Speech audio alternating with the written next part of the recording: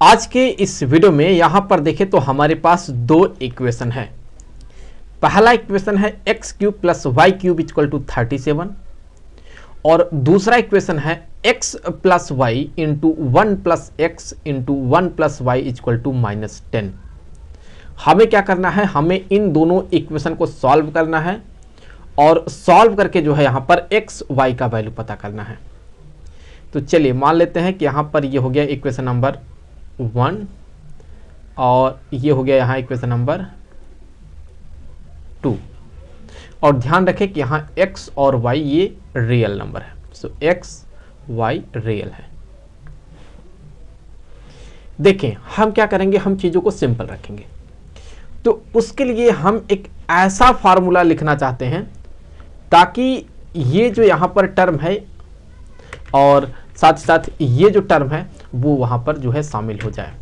तो हम ऐसा कैसे बना सकते हैं, देखिए हमें पता है कि a प्लस बी प्लस सी का जो यहाँ पर होल क्यूब होता है ये बराबर होता है a cube plus B cube plus C cube और फिर यहाँ पर प्लस 3 इंटू यहाँ ब्रैकेट में a प्लस बी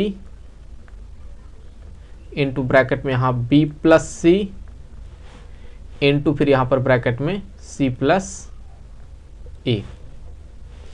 तो यहाँ पर जो है हम कंसिडर कर लेते हैं let a equal to x है, b इक्वल टू वाई और c इक्वल टू यहाँ पर 1 है। तो अब हम यहाँ पर इस वैल्यू को इसमें यहाँ पर हम इंसर्ट कर देंगे।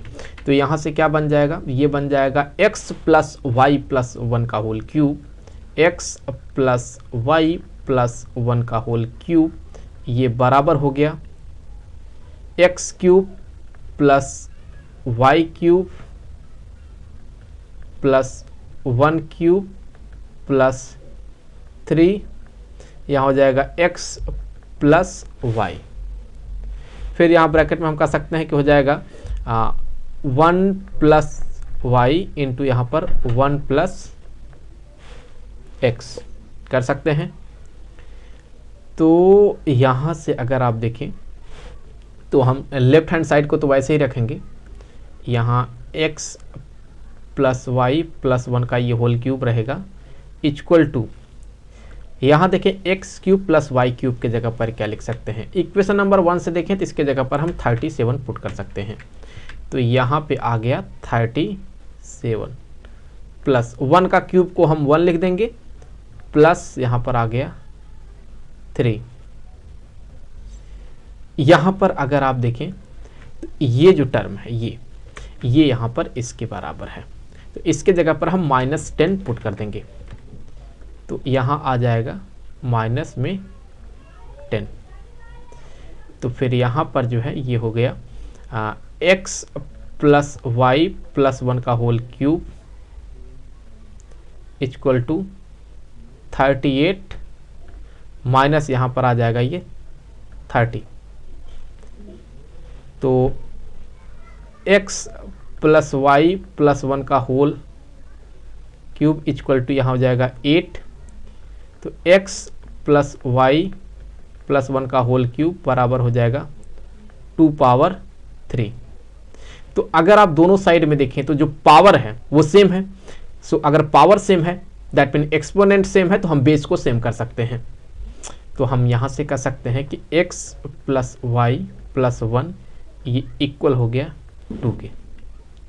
तो इससे आगे देखिए हम कह सकते हैं कि x प्लस वाई ये इक्वल हो गया 2 माइनस 1 के। तो x प्लस वाई ये इक्वल हो गया 1 के। तो यहाँ से एक इक्वेशन ये हो गया x plus y equal to 1 और एक यहाँ पर देखें तो हमें ये फर्स्ट इक्वेशन यहाँ दिया गया है कि x cube plus y cube ये इक्वल है यहाँ पर 37 के। तो अब हमारे पास जो है यहाँ पर ये दो इक्वेशन हो गए। हमें क्या करना है, इन दो इक्वेशन को जो है सॉल्व करके किसी तरह से, देखिए बहुत सारे तरीके हैं यहाँ सॉल्व करने का, तो इन दोनों इक्वेशन को सॉल्व करके हमें यहाँ x और y का वैल्यू निकालना है। तो हम क्या करेंगे, हम यहाँ से y का वैल्यू निकाल करके जो है इसमें पुट करेंगे। तो यहाँ देखें तो y जो होगा ये बराबर हो जाएगा 1 माइनस एक्स के।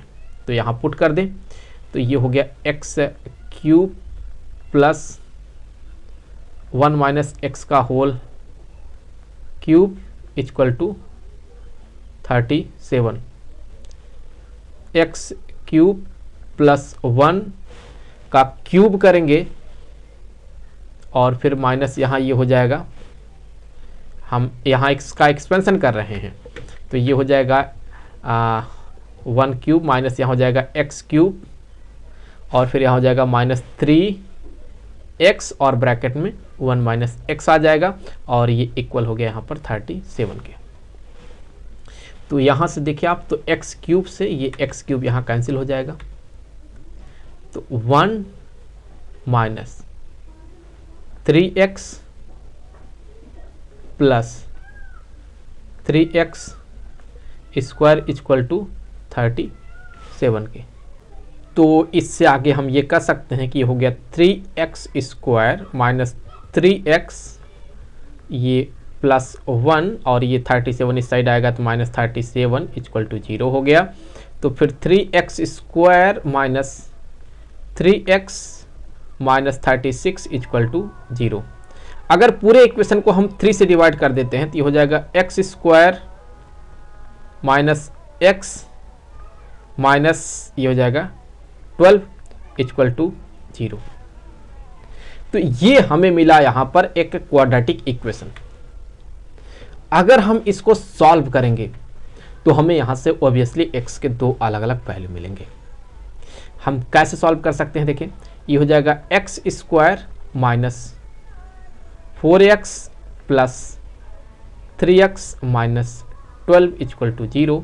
तो यहाँ से x कॉमन कर ले आप, तो x माइनस 4 एक ब्रैकेट में और प्लस 3 कॉमन कर ले तो x माइनस 4 यहाँ दूसरे ब्रैकेट में, ये हो गया इक्वल टू 0 के। तो x प्लस 3 एक ब्रैकेट में आ गया इंटू एक्स माइनस 4 दूसरे ब्रैकेट में आ गया और ये हो गया इक्वल टू 0। तो यहाँ से हम कह सकते हैं कि x प्लस 3 इक्वल टू 0, तो x इक्वल टू माइनस 3 हो गया और यहाँ से x माइनस 4 इक्वल टू 0, तो x इक्वल टू यहाँ पर हो गया 4। तो x के यहाँ पर दो अलग अलग वैल्यू मिल गए हैं। x के अगर दो अलग अलग वैल्यू मिल गए हैं तो y के भी यहाँ पर दो अलग अलग वैल्यू मिलेंगे। तो दो अलग अलग केस हम बना लेते हैं।